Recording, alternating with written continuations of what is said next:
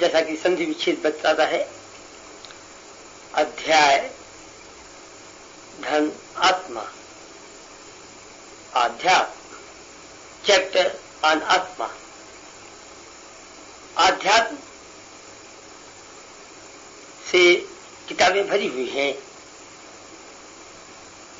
आत्मा के ज्ञान से किताबें भरी हुई हैं। आत्मा क्या है? जीवात्मा पर जो बंधन है, अगर वो हट जाए तो हर जीवात्मा आत्मा में बदल जाती है। जीवात्मा क्या है? भगवान की शक्ति का भंडार है। ये मोटी मोटी बातें हम सभी लोग जानते हैं। ये जो भगवान की शक्ति है, जिसका भंडार आत्मा कहलाता है, जब तक ये अंदर की दुनिया से बाहर की दुनिया में प्रकट होता रहता है, तभी तक जीवन है। इसलिए जीवन का ज्ञान इन तत्वों के ज्ञान में है। इसलिए आध्यात्म में हम लोग क्या मिलता है? आध्यात्म एक विषय है। जैसे वो बच्चे जो कि स्कूल कॉलेज में यूनिवर्सिटी में पढ़ने जाते हैं, वो किसी न किसी विषय के विद्यार्थी होते हैं। कोई फिजिक्स पढ़ता है, कोई केमिस्ट्री पढ़ता है, कोई मैथमेटिक्स पढ़ता है, कोई कई विषय एक साथ पढ़ता है। इसी तरह से एक विषय है, और ये विषय क्या है? जीवन, जीवन से संबंधित ज्ञान, ये विषय है। और इस विषय का ज्ञान हमें आध्यात्म में मिलता है। जीवन से संबंधित ज्ञान। जब तक जीवन है तब तक क्रियाओं से छुटकारा पाना या तो असंभव है, या इतना कठिन है कि उतनी दूर सोचना ही मुश्किल हो जाता है। कितना गहरा संबंध होगा इन क्रियाओं का हमारे जीवन से, हमारे जीवन के सुख दुख से। बड़ी आसानी से ये बात समझ में आ जाती है। आज हम लोग क्रिया प्रतिक्रिया पर विस्तार पूर्वक बातचीत करेंगे। हम लोग कई बार आपस में बातचीत करते समय ये देखा हम लोगों ने कि ये सृष्टि दो भागों में बटी हुई है, अंदर की दुनिया और बाहर की दुनिया। और बाहर की दुनिया ही क्रियाओं की दुनिया है, ऐसा हम लोग मोटे मोटे शब्दों में कह देते हैं।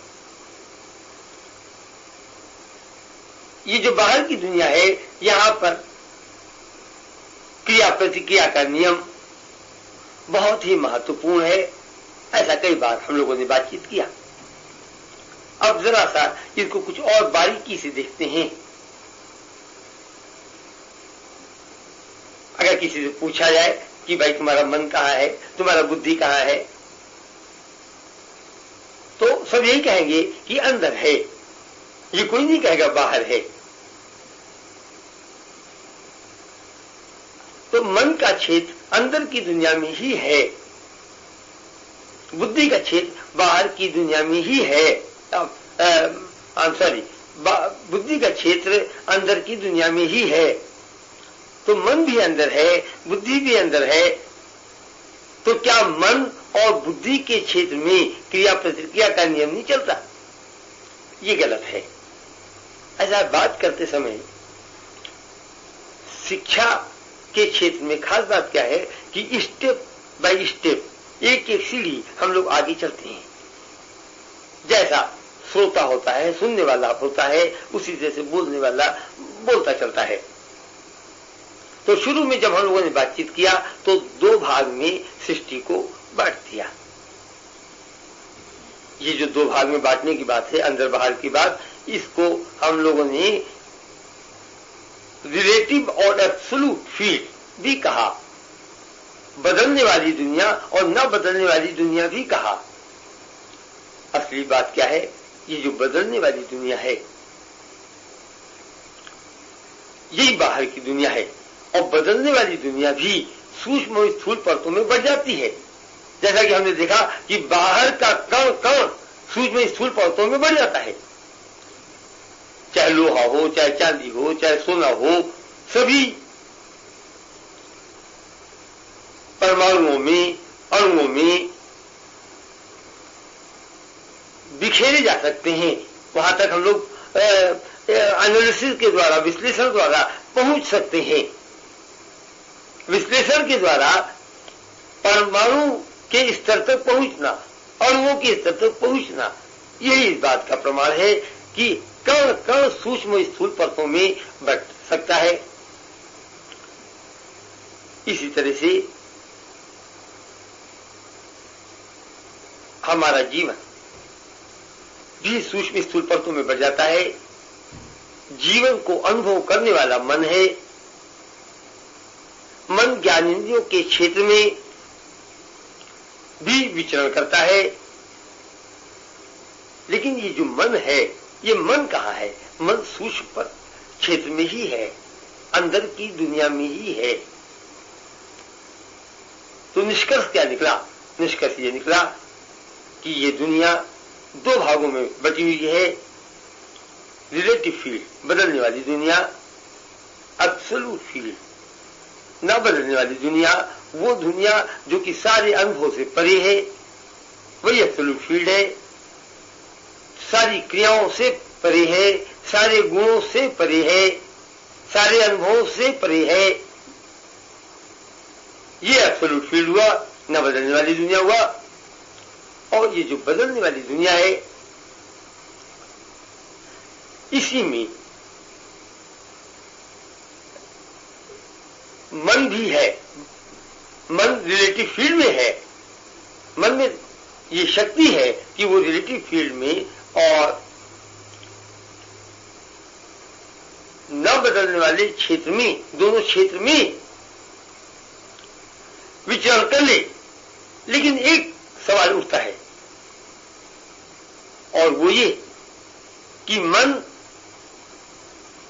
जब आनंद की अनुभूति करता है, हम लोग हमेशा ये कहते हैं आनंद अंदर का सुख है, लेकिन आनंद एक गुण है, इसलिए गुण के क्षेत्र में है। तो ये जो गुण के क्षेत्र में है, तो ये बाहर है, अंदर नहीं है। ये एक समझने की बात है। तो यहां बाहर अंदर के माने क्या हुआ? रिलेटिव फील्ड, बदलने वाली दुनिया की सूक्ष्म परतों को भी अंदर की दुनिया कहते हैं। असली बात क्या है कि सृष्टि 3 भागों में विभाजित हो जाती है। पहले उसको मोटे तौर से 2 भाग में उसका विभाजन देखते हैं, बदलने वाली दुनिया और न बदलने वाली दुनिया। फिर जो बदलने वाली दुनिया है, इसके 2 और विभाजन हो जाते हैं, सूक्ष्म क्षेत्र और स्थूल क्षेत्र। और सूक्ष्म क्षेत्र में मन है, मन रिलेटिव फील्ड में है, मन अनुभव होता है। हर मनुष्य को अपना मन अनुभव होता है। हमारे पास कोई अनुभव करने वाला है, ये अनुभव सबको है। सबको ये अनुभव है कि सबके पास गर्म, ठंडा, कठोर, मुलायम, हर चीज अनुभव करने वाला है। और ये मन कहाँ है? ये रिलेटिव फील्ड में ही है। तो क्रिया प्रतिक्रिया का नियम कहाँ तक लागू होता है? क्रिया प्रतिक्रिया का नियम लागू होता है रिलेटिव फील्ड में। चाहे रिलेटिव फील्ड की के सूक्ष्म क्षेत्र की बात हो और चाहे रिलेटिव फील्ड की स्थूल क्षेत्र की बात हो। सूक्ष्म स्थूल क्षेत्र दोनों में ही ये क्रिया प्रतिक्रिया का नियम चलता है। तो ये जो स्थूल क्षेत्र क्या है? वो क्षेत्र जो हमारे शरीर के बाहर है। हम देखते हैं ये मकान है, मेज है, कुर्सी है, आदमी है। आदमी माने दूसरे मनुष्य हैं, हमारा लड़का है, लड़की है, बीवी है, पेड़ है, मकान है। ये सब बिल्कुल बाहर का क्षेत्र हुआ। लेकिन हमारे अंदर एक मन है, हमारे अंदर एक बुद्धि है। जब हम अपने मन और अपने बुद्धि को अनुभव करते हैं तो कुछ ऐसा भी एहसास होता है कि हमारे मन और बुद्धि है कहां पर? ये अंदर ही है, ऐसा एहसास होता है। तो ये बात समझना बहुत मुश्किल नहीं है। तो अंदर बाहर, और ये क्या है, ये सूक्ष्म स्थूल क्षेत्र है, सूक्ष्म स्थूल क्षेत्र है। तो मन और बुद्धि सूक्ष्म क्षेत्र में है और स्थूल क्षेत्र में बाहर की चीजें हैं। क्रिया प्रतिक्रिया का नियम रिलेटिव फील्ड के दोनों क्षेत्र में लागू होता है। ये बात आज हम लोग विस्तार पूर्वक देखेंगे। बाहर से शुरू करते हैं, बाहर की दुनिया से, और फिर अंदर की दुनिया में ये क्रिया प्रतिक्रिया का नियम कैसे चलता है, इसको भी देखेंगे। दोनों का जीवन पर का प्रभाव पड़ता है, ये देखेंगे। ये सब बातें जितनी अच्छी तरह समझ में आ जाती हैं, उतनी अच्छी तरह से धीरे धीरे अपना जीवन समझ में आने लग जाता है। और जब तक इन चीजों के विषय में गलतफहमियां बनी रहती हैं, इन गलतफहमियों को ही तो माया कहते हैं। तो जिनके अंदर ये गलतफहमियां ज्यादा हैं, वो माया की जकड़ में ज्यादा हैं। और जिनके अंदर इन विषयों की क्लैरिटी है, जो इन बातों को बहुत अच्छी तरह समझते हैं, वे उसी अनुपात में धीरे धीरे माया की जकड़ से दूर होते रहते हैं। बाहर की दुनिया हम देखते हैं, दाएं बाएं, आगे पीछे, ऊपर नीचे, आप चाहे जिस तरफ देख ले, अनंत तक फैला हुआ है। ये अनंत तक क्यों फैला हुआ है? अनंत तक इसीलिए फैला हुआ है क्योंकि ये दुनिया अनंत की बनाई हुई है।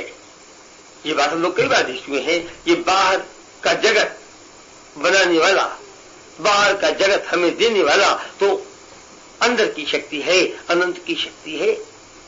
और अनंत जो कुछ भी करता है वो केवल अनंत के क्षेत्र में करता है, सीमाओं के क्षेत्र में अनंत कुछ भी नहीं करता। सीमाओं के क्षेत्र में अनंत कुछ भी नहीं करता।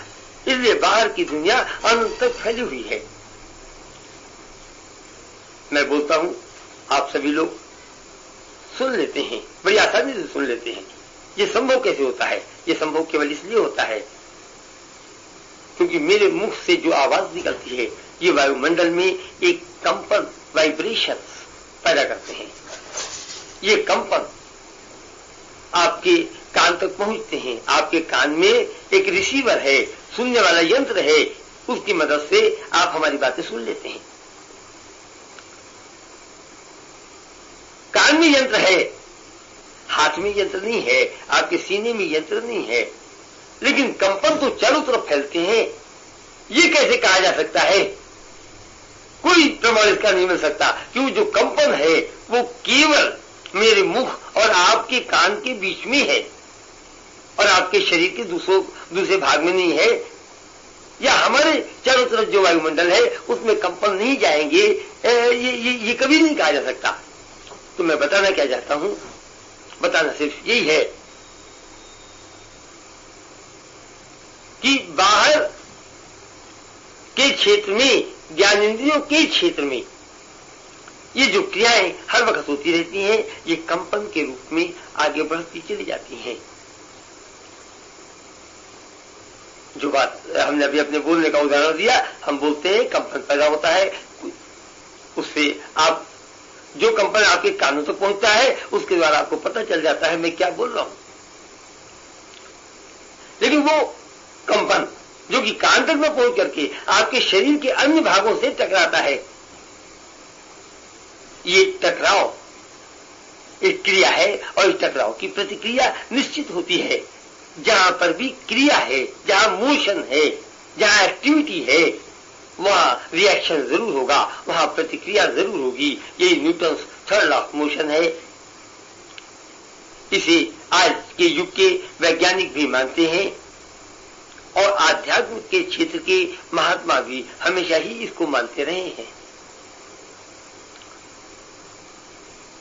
ये कंपन कहां तक जा सकता है, यही तो सवाल है समझने का। ये कंपन क्यों रुकेगा? कहीं पर क्यों रुकेगा? अगर ये सृष्टि अनंत तक फैली है तो ये कंपन अनंत तक क्यों नहीं चलती चली जाएगी? हाँ, ये कंपन की गति, इस कंपन की गति, ये दूसरी बात है, और धीमी होती चली जाए, और धीमी होती चली जाए। कुछ कंपन ये जो अब कमरा है जहां हम लोग बैठे हुए हैं, ये इसकी खिड़कियों द्वारा बाहर चला जाएगा, कुछ वहां जो पेड़ों से टकराएगा, कुछ बाहर के मकानों से टकराएगा, चलते ही चले जाएंगे, कुछ बादल से टकराएंगे, कुछ पहाड़ों से टकराएंगे, कुछ तारेगण से टकराएंगे, अनंत तक सृष्टि फैली हुई है। और ये कंपन हर तरफ पहुंचते हैं और हर तरफ से लौट करके हमारे जीवन में आते ही रहते हैं। क्रिया प्रतिक्रिया का नियम बहुत ही महत्वपूर्ण है। क्रिया प्रतिक्रिया से किसी भी प्राणी का जीवन छुटकारा नहीं पा सकता, और अगर पा सकता है तो कैसे पा सकता है, किस अनुपात में पा सकता है, ये बातें हम लोग आगे देखेंगे। जब सूक्ष्म स्तर के कंपनों का विश्लेषण भी करेंगे तब ये बातें ज्यादा अच्छी तरह समझ में आएगी। ये जो हमने आपको एक उदाहरण देकर के बताया, एक बोलने का उदाहरण देकर के बताया, ये बात केवल बोलने तक नहीं है। दुनिया में जितनी भी क्रिया है, बोलना एक कर्म इंद्रिय से अपना संबंध रखती है। 5 कर्म इंद्रियां हैं, 5 कर्म इंद्रियों द्वारा क्रियाएं होती हैं इस स्थूल क्षेत्र में, और ये स्थूल क्षेत्र की क्रियाएं बाहर के क्षेत्र में कंपन पैदा करती हैं, और ये कंपन अनंत तक चलती ही चली जाती है, और अनंत सदा से लौटकर ये कंपन हमारे जीवन में अनंत काल तक आती रहेंगी, अनंत काल तक आती रहेंगी। अनंत काल तक आती रहेंगी तो किसी समय ये कंपन किसी रूप में होगी, किसी समय ये कंपन किसी रूप में होगी। अब आप देखिए, अनंत दिशाओं में अनंत दूरी तक ये कंपन चलती चली जाएगी। कौन मैथमेटिशियन ऐसा पैदा हो सकता है, गणित का कौन इतना बड़ा अकलमंद हो सकता है, विद्वान हो सकता है, जो कैलकुलेट करके बता दे। कैलकुलेट करके बता देना, ये सीमाओं की बात है, ये सीमाओं की बात है। और जहां पर अनंत की बात होती है वहां ये सीमित बुद्धि में शक्ति नहीं है। सीमित बुद्धि तो क्या करती है, ये केवल मोटी मोटी बातें बता देती है। जैसे न्यूटन ने बता दिया कि हर क्रिया की प्रतिक्रिया होगी, और ये क्रियाएं अलग अलग सतह से टकराती हैं, और ये टकराने की इंटेंसिटी हर सतह पर अलग अलग है। हम उदाहरण लेके इस बात को समझते हैं। जैसे एक गेंदा है, अगर उसे पक्की जमीन पर पटका जाए तो उछाल दूसरी होती है, अगर बालू पे पटका जाए तो उछाल दूसरी होती है, पानी पे पटका जाए तो उछाल दूसरी होती है, कच्ची जमीन पे पटका जाए तो उछाल दूसरी होती है। ये हमने उदाहरण क्या दिया, ये उदाहरण दिया अलग अलग सतह की। कहीं पर पानी की सतह है, कहीं बालू की सतह है, कहीं पक्की जमीन की सतह है, कहीं कच्ची जमीन की सतह है, लेकिन पटकने की इंटेंसिटी, जोर से पटके धीमे से पटके, इस पर भी तो उछाल निर्भर करेगी। ऐसा हम लोग कई महात्माओं से सुन चुके कि हर क्रिया की प्रतिक्रिया होती है। इसलिए क्या करना चाहिए कि सुख दें। अगर हम सुख दें तो सुख देने वाली क्रियाओं की प्रतिक्रिया भी सुखदायी होगी, और जीवन में सुख लौट करके आते रहेंगे। और इसमें गलत कुछ भी नहीं, जो कुछ भी कहा गया वो बिल्कुल ठीक है। लेकिन इतना मोटा मोटा केवल कह देने से और समझ लेने से जिंदगी नहीं समझ में आती। बहुत से लोगों के मन में ये बसा हुआ है कि वे किसी का बुरा नहीं चाहते, फिर भी उनके जीवन में कुछ गड़बड़ियां होती रहती हैं, कुछ दूसरे गड़बड़ कर देते हैं। ऐसा क्यों होता है? और ये तो समझने की बात है। ये जो हमारी जिंदगी है, किसी की 50 साल, किसी की 60 साल, किसी की 70 साल, किसी की 100 साल, ये तो कुछ भी नहीं है। अनंत की दुनिया में अनंत ही हमें जीवन देने वाला है, इसलिए ये जीवन भी अनंत साल का है। और ये जो शरीर है ये तो केवल 150 साल के लिए है, लेकिन उम्र तो हमारे अनंत साल के है। इसी पर तो पुनर्जन्म की थ्योरी बेस करती है, आधारित है। तो कौन इसे बताएगा कि हमने पिछले जन्म में क्या किया, कितने अच्छे काम किए, कितने बुरे काम किए, और इन अच्छे बुरे कामों की प्रतिक्रिया इस जिंदगी में हमें नहीं मिलेगी, ये आप कैसे कह सकते हैं? ये कैसे कह सकते हैं? अगर इसकी पुष्टि कुछ उदाहरणों द्वारा चाहिए तो हम आपको बताते हैं। जब भी हमारे खानदान में कोई बच्चा पैदा होता है तो तुरंत ही आपस में बातचीत होने लगती है, कुछ कानाफूसी होने लगती है कि इसकी नाक बाबा पे पड़ी है, इसका रंग दादा पे पड़ा है, ये अपनी माँ को गया है, ये अपने पिता को गया है, ये अपने भैया को गया है। जब बच्चा और बड़ा होता है उसका कुछ अपना स्वभाव होता है, और स्वभाव के बारे में भी इसी तरह की बातें हम करते हैं। ये बातें क्यों करते हैं? ये बातें हैं क्या? ये केवल क्रियाओं की प्रतिक्रियाएं ही तो है। ये तरह तरह की क्रियाओं की प्रतिक्रियाएं ही है। मनुष्य है, उसकी पत्नी है, उन दोनों के बीच में न मालूम कितनी क्रियाएं प्रतिक्रियाएं हैं। इनका प्रभाव उनके जीवन में है। जन्म ही केवल एक क्रिया प्रतिक्रिया का ही नतीजा है। क्रिया प्रतिक्रिया द्वारा ही क्रिया प्रतिक्रिया का फल ही तो जन्म है। हम इसको न मालूम चाहे जितनी तरह से देखें, और ये क्रिया प्रतिक्रिया अनंत साल तक आती रहती है। इसके बहुत से प्रमाण हैं। बाहर की दुनिया में हम लोग तरह तरह की कहानियां पढ़ते हैं, नावल पढ़ते हैं, सिनेमा देखते हैं। अब किसी भी कहानी की ओर अपना ध्यान ले जाएं, कहानी कहीं न कहीं से शुरू होती है। सिनेमा केवल 3 घंटे की कहानी होती है, वो कहीं न कहीं से शुरू होती है। किसी बच्चे का जन्म दिखा दिया जाता है। जब बच्चा पैदा होता है उस समय कभी कोई दुर्घटना दिखा दी जाती है जो कि उसके बाप के साथ हो जाती है, माँ के साथ हो जाती है। फिर 3 घंटे में उस बच्चे का को 40-50 साल तक बड़ा कर देते हैं। 40-50 साल की उसकी जिंदगी दिखा देते हैं। इस 40-50 साल तक हमेशा ही हम लोग सिनेमा में देखते हैं। आप जरा गौर देख करें कि वो जो घटना उसके जीवन में होती है कभी कभी इतना प्रभावशाली होती है कि उसके मन पर उसकी प्रतिक्रिया पड़ती है, उसकी बुद्धि पे प्रतिक्रिया पड़ती है। वो उसको भूल नहीं पाता है। उसके आधार पर उन क्रिमिनल को कभी कभी ढूंढने की कोशिश करता है, और कभी 40 साल 50 साल बाद उससे बदला लेने की नौबत आती है। और ये भी हो सकता है इस 40-50 साल नहीं, अगले जन्म में ये नौबत आए। तो क्रिया प्रतिक्रिया अनंत काल तक वापस आती रहती है। जब ये बात देखते हैं तो वो जो दिमाग में बात रहती है कि सुख देने से सुख मिलेगा, तो एक बात दिमाग को परेशान करने लगती है कि आज हम जो सुख दे रहे हैं वो तो ठीक है, लेकिन जो पहले हमने कभी किसी को दुख दे दिया उसकी जो प्रतिक्रियाएं लौट करके दुख भरी आएंगी, उनका हम क्या करें?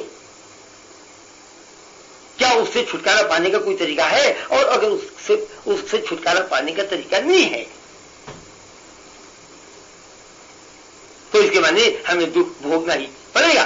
बहुत से महात्मा भी कह देते हैं कि जब उनके ऊपर दुख आता है तो कह देते हैं कि ये तो पुराने कर्मों का प्रभाव है और इसे तो भोगना ही पड़ेगा। जब इस तरह की बातें होती हैं तो आज के समाज का साधारण आदमी देखिए कितना कंफ्यूज रहता है। उसके कुछ समझ नहीं आता कि उसे क्या करना चाहिए, क्या नहीं करना चाहिए। कभी कभी वो समझता है कि ईश्वर का रास्ता बिल्कुल बेकार है। ये एक महात्मा ये कहता है, दूसरा महात्मा वो कहता है। कोई कहता है सुख देने से सुख आएगा, कोई ये कहता है कि प्रतिक्रिया तो अनंत काल तक आती रहेगी, तो हम अभी सुख देंगे तो इसकी प्रतिक्रिया अनंत काल तक आती रहेगी। लेकिन जितने हमने दुख दिए उनसे हम कैसे छुटकारा पाए?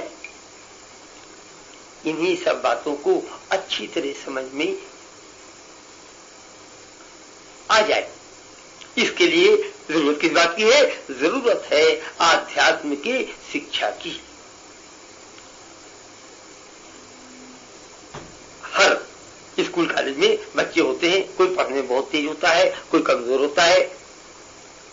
जो जितना तेज होता है उसे अपने अलग अलग विषयों का ज्ञान इतना अच्छा होता है कि उसके जीवन में कंफ्यूजन नहीं होता। इसी तरह से जिंदगी क्या है, जिंदगी के सुख और दुख का रहस्य क्या है,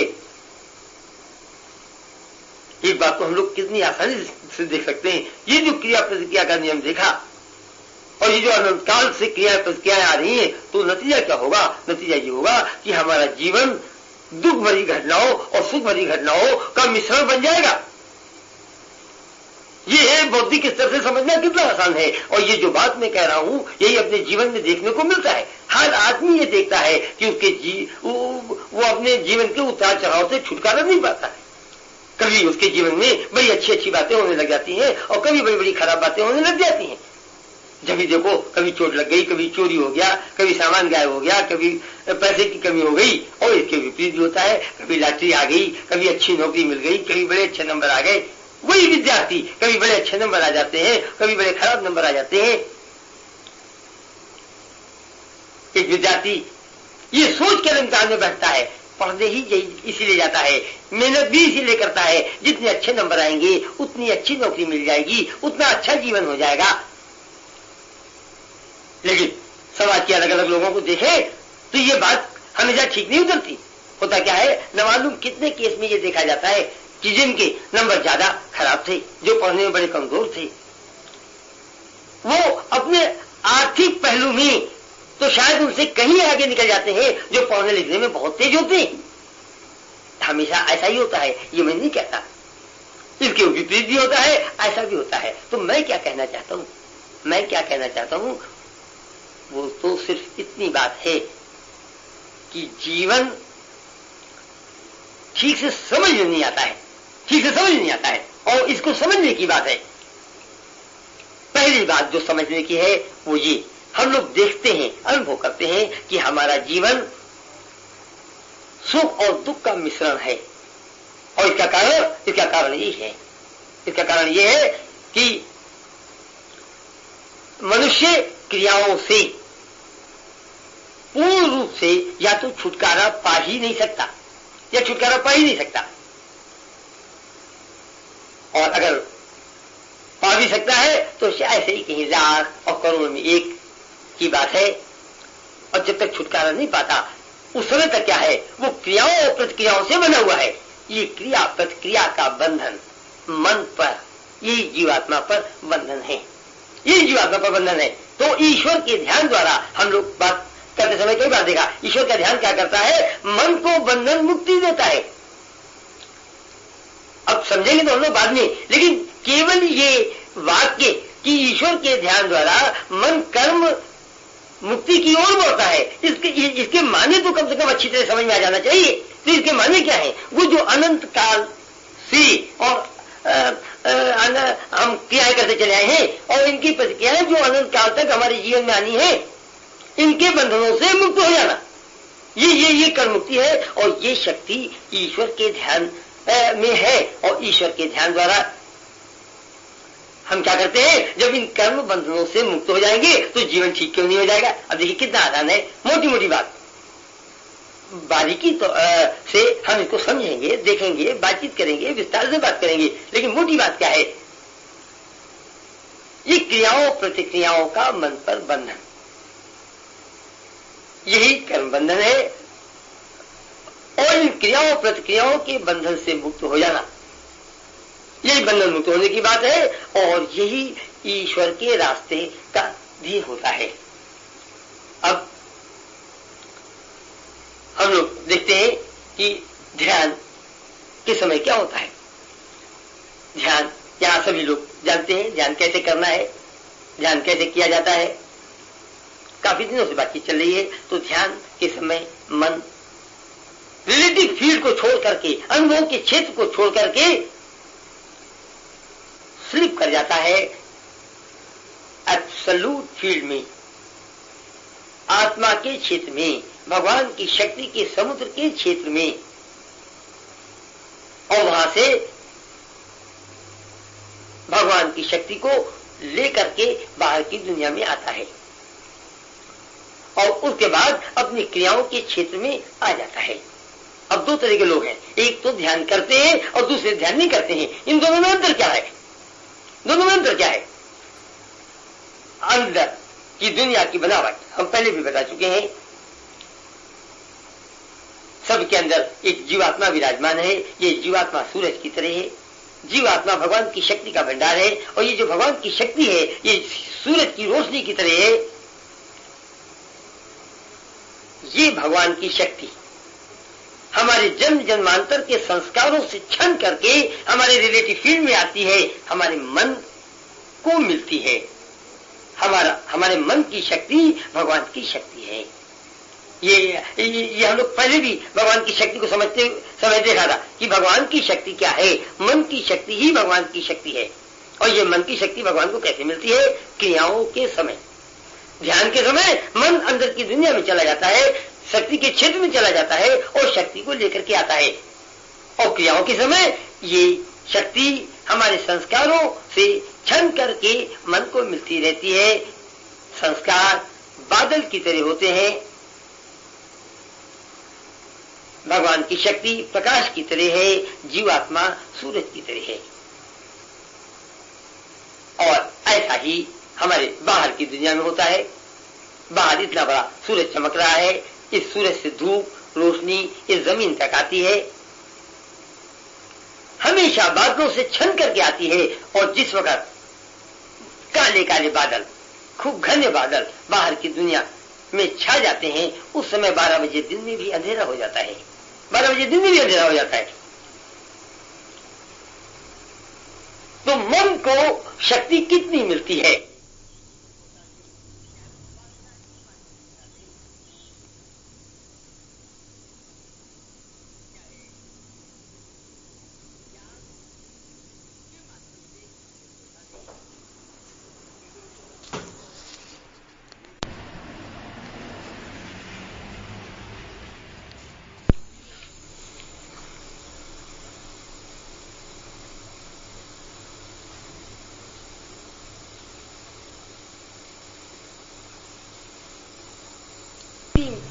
मिलती है अंदर से संस्कारों से छन करके मन तक शक्ति पहुंचती है।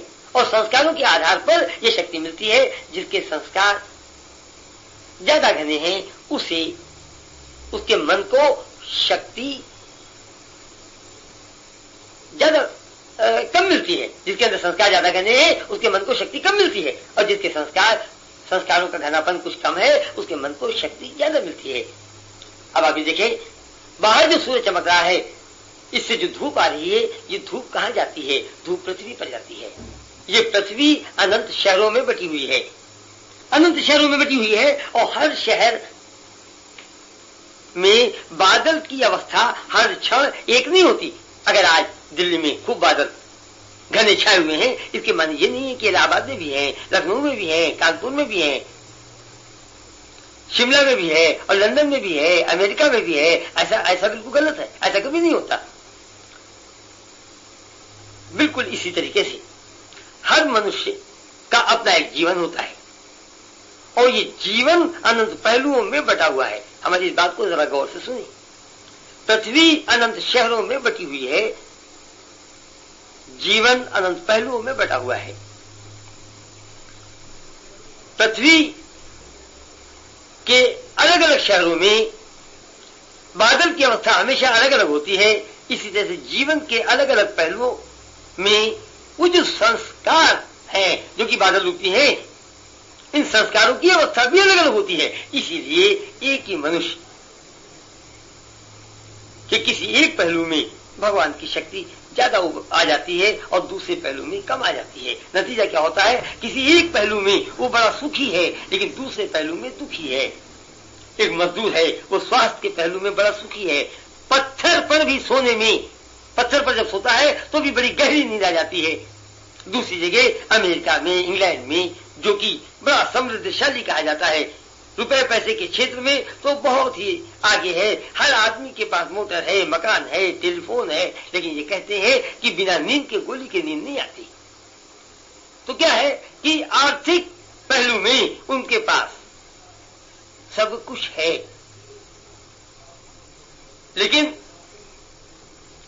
स्वास्थ्य के पहलू में उनकी शक्ति बहुत कम है। और ये भी कहना गलत है कि उनके आर्थिक पहलू में शक्ति है, लेकिन भगवान किसी पहलू में है। इसका सबूत क्या है?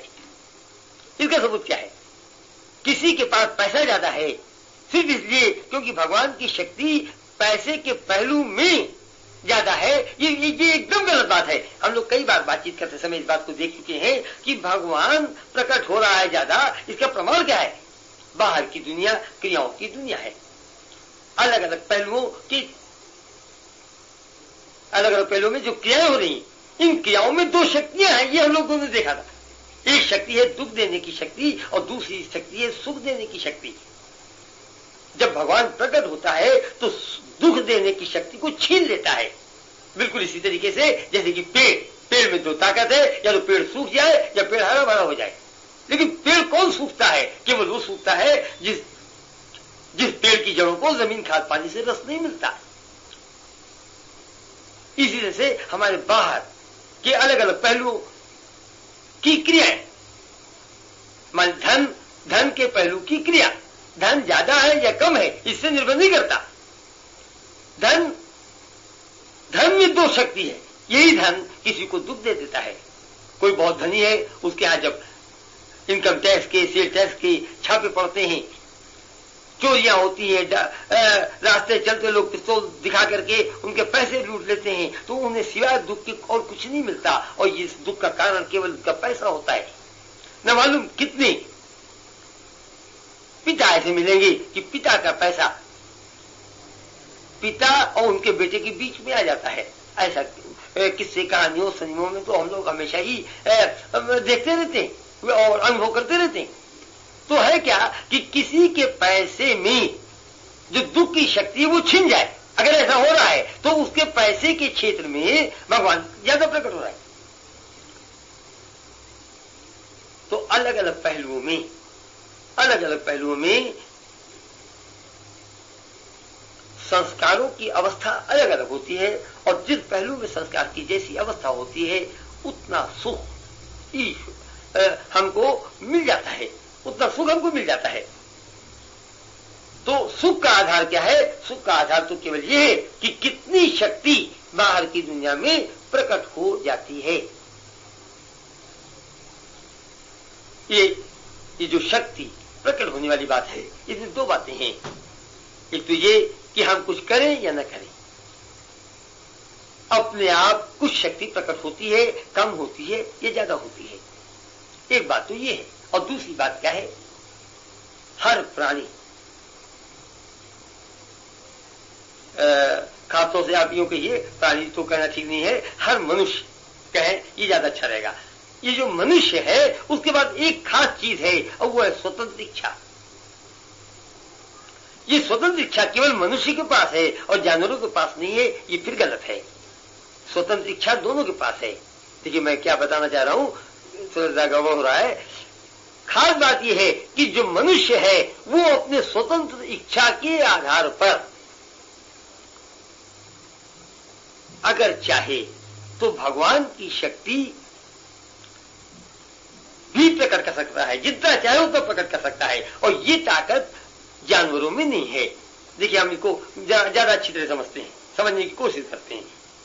हम लोगों ने एक बात अभी देखा, और वो ये कि मन में शक्ति है, भगवान की शक्ति है, और ये शक्ति अंदर से संस्कारों से छन करके उसको आती है। ये जो मन में कुछ शक्ति है और कुछ बंधन है, दोनों बातें, कितनी शक्ति है और कितना बंधन है। देखिए मन में दो ही चीजें हैं, एक तो शक्ति है, अंदर की शक्ति जो आई छन करके, दूसरी बात ये जो संस्कार है घने हुए, यही जो शक्ति नहीं आने देते, ये जो शक्ति नहीं आने दे रहे हैं, जिसकी वजह से शक्ति कम है, ये क्या है? ये संस्कारों का प्रभाव। संस्कारों के प्रभाव के रूप में ही तो मन पर बंधन है। ये जो अंदर संस्कार है, इसी के आधार पर बाहर की कुछ प्रतिक्रियाएं, सुखदायी प्रतिक्रियाएं, दुखदायी प्रतिक्रियाएं हमारे मन पर पड़ती रहती हैं। और ये जो बात हम देख रहे हैं कि जब संस्कार कम होंगे तो शक्ति ज्यादा आएगी, तो इसके माने क्या है? जितना संस्कार निकल जाता है उतना आदमी कर्म मुक्ति की ओर बढ़ने लग जाता है, बंधनों से मुक्त होने लगता है। बाहर कि जो कर्म बंधन की बात है, उससे मुक्त होने लगता है। मैं अच्छे और खराब कर्मों की बात एकदम नहीं ले रहा हूं। मैं इसकी बात नहीं कह रहा हूं कि सुखदायी क्रिया आएगी या दुखदायी क्रिया आएगी। होता क्या है, बात सुख और दुख की नहीं है, बात एक तीसरी चीज की है। और वो तीसरी चीज क्या है? ये आनंद है। ये आनंद हमारे जीवन में उभरने लग जाता है। बाहर का जो सुख है वो हमें क्यों चाहिए, ये एक प्रश्न उठता है। बाहर का सुख चाहिए क्योंकि मन सुख का भूखा है। मन जो कि सुख का भूखा है, उसे वो सुख चाहिए जो सुख की भूख मिटा सके, वो सुख नहीं जो सुख की तड़पन बढ़ाए, और वो सुख जो कि सुख की भूख मिटाए। वो सुख अंदर का आनंद है। ज्ञानेंद्रियों के सुख में ये शक्ति नहीं। तो ज्ञानेंद्रियों के सुख में वो मन जो ज्ञानेंद्रियों के क्षेत्र में, ज्ञानेंद्रियों के सुख के क्षेत्र में सुख की भूख मिटाने वाला सुख ढूंढ रहा है, वो क्या है? वो मायावी जगत में। और जो जितना ही ज्यादा मायावी जगत है उतना ही ज्यादा कर्म बंधन है। मैं उम्मीद करता हूं यहां से आप कर्म बंधन के माने समझना आपको आसान होगा, बड़ी आसानी से क्लियर हो जाएगा कर्म बंधन क्या है। तो किसी के अंदर शक्ति ज्यादा है, किसी के अंदर शक्ति कम है। जितनी शक्ति है उतना उसकी मर्जी की ताकत है। उसके अंदर एक मर्जी है। देखिए, हम जब बाहर रहते हैं, जब भी मन बाहर है, हम अपनी जिंदगी को देखें, एक स्वतंत्र इच्छा हमारे अंदर है। हम चाहे समोसा खाएं चाहे जलेबी खाएं, हमारी मर्जी। सत्संग में बैठे मर्जी न बैठे, कोई कंपेल नहीं कर सकता। और कर भी सकता है कि कंपेल तो कभी करता है कभी नहीं करता, लेकिन मर्जी हमेशा काम करती रहती है। एक मर्जी, मन को कंट्रोल करने वाली जो बात है। मन कभी तभी कंट्रोल में होता है जब मन बाहर है। जब मन अंदर रहता है तो मन कंट्रोल में रहता ही नहीं। ये बात भी हम लोग कई बार कर चुके। तो मन को कंट्रोल करने की शक्ति यही स्वतंत्र इच्छा है। इस स्वतंत्र इच्छा का फायदा उठा करके भगवान की शक्ति बढ़ाना, ये ताकत मनुष्य में है और जानवरों में नहीं। केवल इस अंतर की वजह से कहा गया है कि बड़े भाग्य से मनुष्य का जीवन मनुष्य को मिलता है। बड़े भाग्य से मनुष्य का जीवन किसी प्राणी को मिलता है। और भाग्यवश ये जो बात हो जाती है कि उसे मनुष्य का जीवन मिला, और मनुष्य का जीवन मिलने बाद भी अगर अपनी मर्जी को भगवान की शक्ति और ज्यादा प्रकट करने में नहीं लगाया तो वो जीवन क्या है? वो जीवन व्यर्थ चला गया। उसके जीवन में और जानवरों के जीवन में कोई अंतर नहीं, कोई अंतर नहीं। क्योंकि बाकी सब तो जानवर भी कर सकता है, जानवर एक ही काम नहीं कर सकता, और वो ये कि अपनी मर्जी से जितना भगवान की शक्ति चाहे अंदर से बाहर प्रकट कर ले, ये उसकी ताकत में नहीं। यही निष्काम कर्म की बात होती है। निष्काम कर्म वो कर्म है जिन कर्मों के माध्यम से अंदर की शक्ति को बाहर प्रकट करते हैं। ये निष्काम कर्म के बहुत से मान्य आज के समाज में आ गए, लेकिन मैं जिस मान्य पर जोर देता हूं वो हमेशा यही मान्य है। अब देखिए, मैं सूक्ष्म क्षेत्र की क्रियाओं और प्रतिक्रियाओं पर आता हूं और फिर ये देखता हूं कि ध्यान हमारे जीवन में किस तरीके से हमें कर्म बंधनों से मुक्त करता है। इसकी ये जो फिनोमिना है, ये जो घटना प्रकृति में हर वक्त हर क्षण होती जा रही है, केवल उसको बौद्धिक स्तर से समझने की बात है। जितना ज्यादा अच्छी तरह ये बात समझ में आ जाता है उतना ही आदमी कुछ ज्यादा भगवान के ध्यान में चिपकने लग जाता है। उसको भगवान के ध्यान में इसलिए चिपकने लग जाता है क्योंकि उसे ये ज्यादा साफ दिखाई पड़ने लग जाता है, क्योंकि उसकी जिंदगी का ध्येय यहां पूरा हो जाएगा चिपकने में। जब तक ये ध्येय बिल्कुल क्लियर नहीं है, ये ज्ञान है नहीं, बौद्धिक स्तर से भी बात समझ में नहीं आती। ये बौद्धिक स्तर से समझने वाली बात ही को तो मैंने हमेशा सांख्य कहा है। गीता में जो सांख्य है वो क्या है? बौद्धिक स्तर से समझ लेना भगवान के ज्ञान को, और उसके बाद ईश्वर के ध्यान द्वारा उन चीजों को अनुभव करना जो कि हम बौद्धिक स्तर पर समझते हैं। ये योग है। सांख्य और योग, ये दोनों चीजें जब जीवन में साथ साथ चलती हैं शिक्षा के रूप में, तब हमारा जीवन आगे चलता है। मन का विकास। पर जब हम लोग बातचीत कर रहे थे तो हम लोगों ने क्या देखा था? हम लोग अच्छी तरह जानते हैं सबसे सूक्ष्म क्षेत्र में भगवान की शक्ति की दुनिया है। और ये अभी थोड़ी देर पहले जो बातचीत कर रहे थे वो भी यही बात है। ये भगवान की शक्ति क्या होता है? संस्कारों से छन कर मन तक पहुंचती है। देखिए अब यही बात, भगवान की शक्ति जब छनती है संस्कारों की से, भाई इसी वक्त तो वो थॉट्स बनते हैं, थॉट्स डेवलप होते हैं। तो थॉट्स कैसे डेवलप होते हैं? ये विचार, ये भाव जो हर वक्त हमारे मन में उठते रहते हैं, जिसके लिए इतना मन बदनाम हो गया कि मन तो बड़ा चंचल है, एक मिनट के लिए भी नहीं रुकता। ये भाव ही तो हर वक्त आते रहते हैं, जिसके लिए लोगों ने कहा कि मन बड़ा चंचल है। ये भाव कैसे बनते हैं? भगवान की शक्ति में, भगवान की शक्ति जो कि एब्सोल्यूट फील्ड में है, वो तो दुनिया के सारे भावों से परे है। वो भाव का रूप आता कब है? भाव का रूप तो तब आता है जब वो संस्कारों की दुनिया में पहुंचता है, और जैसे संस्कार होते हैं वैसे ही तो भाव उठता है। इसीलिए हर क्षण हर दो आदमियों के मन में जो भाव उठता है वो हमेशा अलग अलग होता है।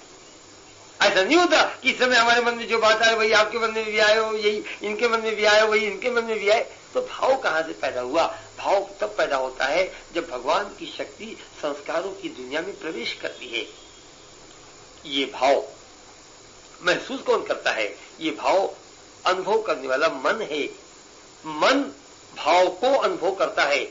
ये कहां करता है? ये सूक्ष्म क्षेत्र में करता है। और इसी को तो हम थोड़ी देर पहले आपको समझा रहे थे कि रिलेटिव फील्ड की अंदर की दुनिया, रिलेटिव फील्ड दो भागों में बढ़ जाती है, सूक्ष्म क्षेत्र और स्थूल क्षेत्र। इस स्थूल क्षेत्र की क्रिया प्रतिक्रिया की बात हम समझा चुके थे, और इस समय अब हम सूक्ष्म क्षेत्र की क्रिया और प्रतिक्रिया की बात समझेंगे।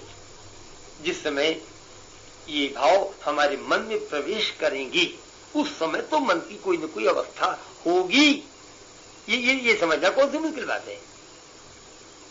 भाव हर समय आ रहे हैं। आज हमारे मन की अवस्था दूसरी है, कल दूसरी थी, परसों दूसरी थी, साल भर पहले कुछ और थी, और साल भर बाद कुछ और होगी। ये जो अवस्था अलग होने की बात है, ये क्या बात है? ये अवस्था की बात का वर्णन मैं अभी थोड़ी देर पहले आपको दे चुका हूं कि मन में दो बातें हैं। कोई एक तो भगवान की शक्ति है और दूसरा कर्म बंधन है, संस्कारों का प्रभाव मन पर है। ये मन की अवस्था है। इस मन की अवस्था के आधार पर ही ये जो थॉट बने, जो विचार बने, भाव बने, जिंदगी मन महसूस करता है। ये मन कब महसूस करता है? जब भाव और मन की सतह से टकराव होता है। ये जरा थोड़ी बारीक बात है, फिर से सुन ले। भगवान की शक्ति संस्कारों में जब प्रवेश होती है तो भाव का रूप लेती है। ये भाव हमारे मन में उभरते हैं। क्या समझ आता है कि एक शक्ति, एक भगवान की शक्ति और संस्कार, ये दोनों मिलकर के जो शक्ति बनी, इसने भाव का रूप लिया, और ये भाव मन की सतह से टकराती है।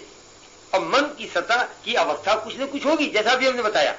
अगर मन की सतह में अखंड की शक्ति उभरी हुई है, भगवान की शक्ति उभरी हुई है, पीछे के ध्यान की वजह से, पीछे के कर्मों की वजह से, पिछले जन्म की बात हो या इस जन्म की बात हो, कारण कुछ भी हो, शंकराचार्य एक मन की बहुत ऊंची अवस्था लेके पैदा हुए, परमहंस लेके पैदा हुए। न मालूम कितने लोग हैं जिन्होंने कि केवल इस जीवन में साधना करके अपने मन की अवस्था को उठाई। किसी की मन की अवस्था उठी है, किसी की मन की अवस्था गिरी है। मन की जैसी अवस्था होगी वैसा ही प्रतिक्रिया होगी। और क्रिया क्या है? ये जो भाव उठ रहे हैं इसका मन की सतह से टकराव। अब चाहे ऐसे कह ले और चाहे ऐसे कह ले कि मन में जो भगवान की शक्ति, अखंड की शक्ति उभर रही है सच्चिदानंद के रूप में, वो मन की सतह बन जाती है। और ये जो मन की अवस्था है उसी के आधार पर ये प्रतिक्रिया हो जाती है। तो क्या है कि अगर प्रतिक्रिया कैसी होती है, इस सूक्ष्म स्तर पर ये जो क्रिया हो रही है, ये प्रतिक्रिया का नियम ये है कि अगर भगवान की शक्ति उभरी हुई है तो जो भी भाव उठा, जैसी क्रिया हुई, जो भाव उठा वो क्रिया हो गई। तो जैसी क्रिया हुई वैसी प्रतिक्रिया, वैसी प्रतिक्रिया के माने क्या हुआ कि भाव पूरे होने लगे। अच्छा, जिसके मन की स्थिति गिरी हुई है, जिसके अंदर अखंड की शक्ति नहीं उभरी हुई है, उसके अंदर भाव तो उभरे लेकिन भाव पूरे नहीं हुए। ये जो इतने दिनों से मैं इच्छा शक्ति की बात करता चला आ रहा हूं, अब धीरे धीरे हम लोगों को शिक्षा में आगे जाना चाहिए, क्योंकि काफी दिन हो गए बातचीत करते हुए। तो इसी को कुछ ज्यादा बारीकी के साथ समझने की बात। पहले तो हमने मोटा मोटा आपको कह दिया और हमारे ऊपर विश्वास करके आपने मान लिया कि भगवान इच्छा शक्ति के रूप में प्रकट होता है। मैंने कह दिया और आपने मान लिया। भगवान इच्छा शक्ति के रूप में कैसे प्रकट होता है, ये बात आज मैं एक्सप्लेन करने की कोशिश कर रहा हूं। जहां ये रिलेटिव फील्ड है, रिलेटिव फील्ड में क्रिया प्रतिक्रिया है, ये आप भी जानते हैं, हम भी जानते हैं। आज का वैज्ञानिक भी कहता है, न्यूटन जो कि बहुत बड़ा वैज्ञानिक था, उसने बताया था जहां पर मोशन है और मोशन है, ये हमारा मन बहता है, हमारे मन में विचार बहते हैं, तो विचारों में गति है, ये आप भी जानते हैं और हम भी जानते हैं। अगर विचारों में गति है तो विचारों के स्तर पर प्रतिक्रिया होगी, अगर न्यूटन ने ठीक कहा है तो। क्योंकि न्यूटन ने क्या कहा, न्यूटन ने यही कहा जहां पर गति है वहां पर क्रिया की प्रतिक्रिया है। तो विचारों में ही गति है, ये विचारों की गति कहां पर है, कौन अनुभव करने वाला है, मन अनुभव करने वाला है। मन जिस समय अनुभव करता है उस समय मन की एक अवस्था है। अवस्था का मान ये है कि उसमें कितनी अखंड शक्ति उभरी हुई है, कम उभरी हुई है, ज्यादा उभरी है।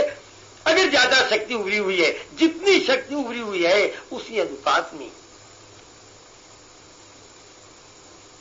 कुछ हमारी इच्छाएं, हमारे भाव जो भी हमारे अंदर उभरते हैं, जैसे भाव है वैसी प्रतिक्रिया हो जाती है। सारी इच्छाएं किसी न किसी भाव के रूप में होती हैं, सारी इच्छाएं भाव के रूप में होती हैं। और ये किसी की कुछ इच्छाएं पूरी हो जाती हैं और किसी की इच्छाएं पूरी नहीं होती। और इसका कारण क्या है, कारण यही है कि कितनी शक्ति उभरी है। ये क्रिया प्रतिक्रिया जो हमने बात बताई। अब देखिए क्या हो रहा है कि एक चीज और हम आपको दिखाते हैं, इस क्रिया प्रतिक्रिया के नियम के बारे में बताते हैं। इस स्थूल क्षेत्र की क्रिया की प्रतिक्रिया इस स्थूल स्तर पर जाती है। तो हमने वो बात करते समय क्या देखा, स्थूल स्तर की तरफ जाने का उदाहरण क्या देखा कि मेरे मुंह से कोई बात निकली और ये कंपन के रूप में चांद सितारों तक से टकरा करके वापस आएगी, ये हमने देखा। अच्छा, सूक्ष्म स्तर की बात क्या है, सूक्ष्म स्तर की बात, सूक्ष्म स्तर हमने देखा क्या है, मन का स्तर है। मन में अखंड शक्ति जो उभरी हुई है वो स्तर है। तो अगर हमारा मन है तो आपके पास भी मन है और एक जानवर के पास भी मन है, कुत्ते के पास भी है, बिल्ली के पास भी है, हाथी के पास भी है। सर्कस में वो जो सर्कस का मास्टर है वो हाथी से कुछ कराना चाहता है, शेर से कुछ कराना चाहता है, बकरी से कुछ कराना चाहता है, और हम देखने केवल इसलिए जाते हैं क्योंकि जो वो करा सकता है वो शायद मैं नहीं करा सकता। इसमें उसकी अवस्था भी हमेशा काम करती है। एक मास्टर सफल है, दूसरा सफल नहीं है, उसकी मन की अवस्था काम करती है। तो मन और भाव में जो टकराव है उसकी प्रतिक्रिया मन के स्तर तक, सूक्ष्म स्तर तक,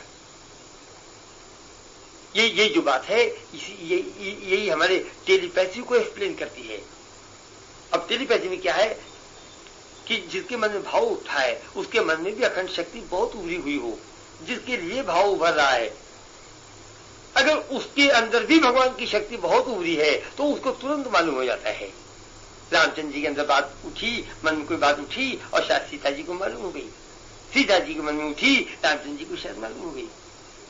और अगर ऐसा नहीं है, भगवान की शक्ति ज्यादा उभरी नहीं है, मान लिया एक के अंदर उभरी है दूसरे के अंदर नहीं उभरी है, तब क्या होगा?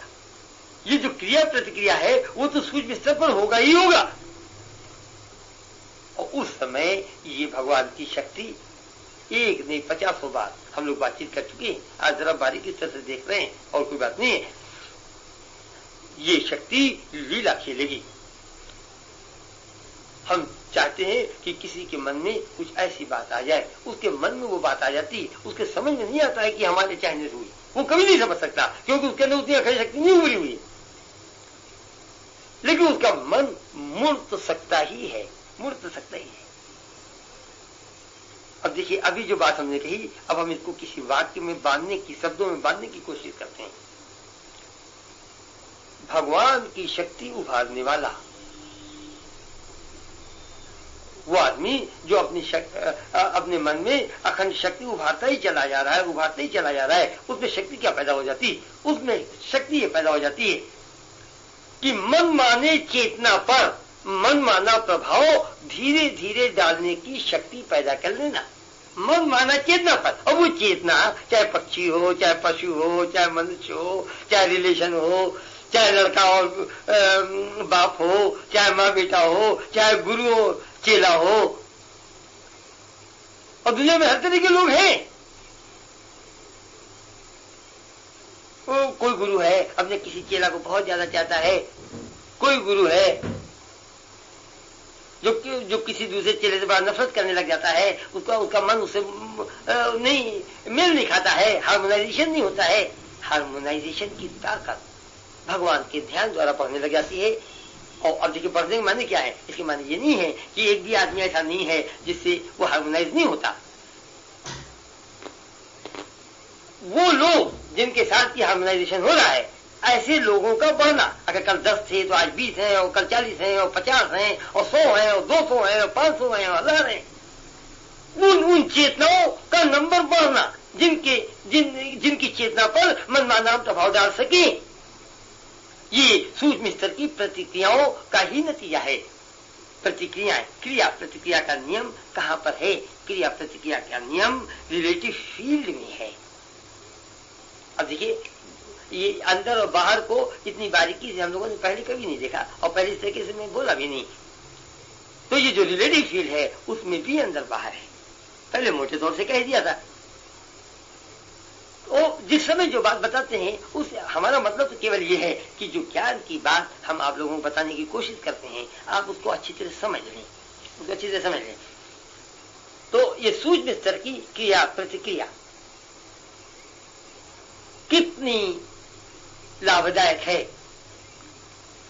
इस सूक्ष्म स्तर की क्रिया प्रतिक्रिया की मदद से तपस्या करना, सेवा करना, बहुत से लोग हमें गलत समझते हैं।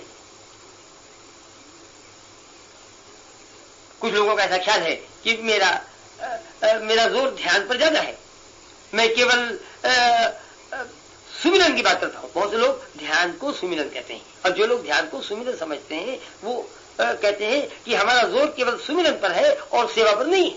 वो बिल्कुल गलत कहते हैं, बिल्कुल गलत कहते हैं। हम क्या करते हैं, हमने ये बताया, ज्यादा डिटेल में अभी जाने की बात नहीं है क्योंकि वो टॉपिक अलग है। एक छोटी सी बात दिमाग में आ गई तो हमने बता दिया कि ईश्वर का ध्यान निष्क्रियता के अभ्यास द्वारा, ये क्या है? ये उपासना है। ये बात हो चुकी है, ये अभी यहाँ पे टॉपिक नहीं, फिर भी बीच में बात आ गई। ये उपासना है, उपासना द्वारा सेवा। अब ये बात क्यों आ गई बीच में? अभी हम उदाहरण के आधार पर बता रहे थे कि ये जो सूक्ष्म स्तर की क्रिया प्रतिक्रिया उपासना की मदद पर होती है, उपासना की जो साधना चल रही है, इसकी वजह से जो शक्ति बढ़ती है कि मनमाना चेतना पर मनमाना प्रभाव डालना, ये ताकत धीरे धीरे बढ़ती है, धीरे धीरे बढ़ती है। हर चीज जिसका भी आप अभ्यास करेंगे वो धीरे धीरे शक्ति बढ़ती है। जिसके अंदर ये शक्ति बढ़ती चली जाती है, आप जरा कभी ठंडे दिमाग से सोचें, अकेले में बैठ के सोचें, क्या ये शक्ति बहुत बड़े बड़े काम नहीं कर सकती? अगर हम मनमानी चेतना पर मनमाना प्रभाव डालने की ताकत पैदा कर लें तो शायद हम बहुत बड़ा बड़ा काम कर सकते हैं, और बहुत बड़ी बड़ी सेवाएं बिना हाथ पैर चलाए, बिना कर्म में क्रियाओं के क्षेत्र में उतरे हुए, केवल कर्म की मदद से, केवल कर्म की मदद से बिना क्रियाओं के क्षेत्र में उतरे। यही तो शक्ति है बड़े बड़े महात्माओं की, बड़े बड़े साधकों की, ऊंचे साधकों की, आशीर्वाद की थ्योरी, शाप की थ्योरी, वो सब इन्हीं पर आधारित हैं। तो ये सूक्ष्म स्तर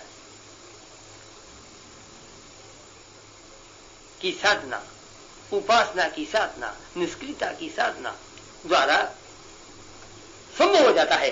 और एक बात हमने क्या कहा था,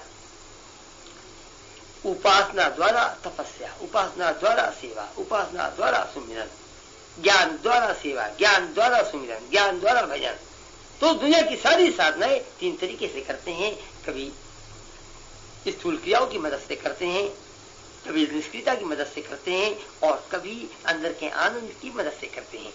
ये बात बिल्कुल ऐसी है जैसे हर बच्चा प्राइमरी स्कूल से भी पास होता है, कॉलेज से भी पास होता है और महाविद्यालय से भी निकलता है, तब जाकर उसकी एजुकेशन पूर्ण होती है, पर उसके पहले उसकी एजुकेशन पूर्ण नहीं होती। इसी तरीके से जब आप किसी भी साधना पर जोर दें, हमें कोई एतराज नहीं है, चाहे आप तप पर दें जोर, चाहे सेवा पर दें, चाहे सुमिरन पर दें, चाहे भजन पर दें, जब तीनों स्तर से आप पास हो जाएंगी, स्थूल क्रियाओं द्वारा साधना, निष्क्रियता द्वारा साधना और आनंद की मदद से साधना, तब जाकर के आप उच्च स्तर की साधक कहलाएंगे और उस समय आगे चल करके सब एक हो जाता है। ये बात हमारे टॉपिक में नहीं थी, फिर भी आ गई, बात दिमाग में आ गई तो आप लोगों से बता दिया। जो असली टॉपिक था ये सूक्ष्म क्रिया क्या है, स्थूल क्रिया क्या है, इसको अपना जो जीवन है उसको देखें और उसके आधार पर महसूस करें और अपने जीवन को ज्यादा से ज्यादा सुखदायी बनाने की कोशिश करें। इसी के साथ अपनी आवाज को मैं विश्राम देता हूँ। बोलो सियावर राम की जय।